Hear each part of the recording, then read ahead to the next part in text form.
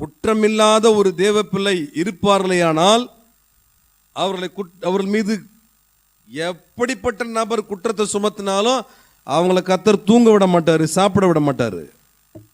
தெரியுமா உங்களுக்கு? இதை கொஞ்சம் மாற்றி சொல்லட்டுமா?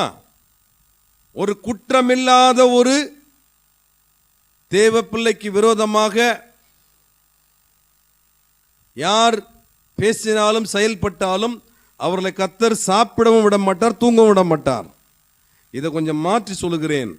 ஒரு கர்த்தருடைய பிள்ளை மற்ற யார் மீதும், குற்றமில்லாத யார் மீதும் குற்றத்தை சுமத்தினால், குற்றப்படுத்தி பேசினால், எவ்வளோ பெரிய ஊழியக்காரன் சரி, எவ்வளவு பரிசுத்தத்தில் விழுந்து பொருளக்கூடிய கர்த்தருடைய பிள்ளை இருந்தாலும் சரி, கர்த்தர் சாப்பிடவும் விட மாட்டார், தூங்கவும் விட மாட்டார்.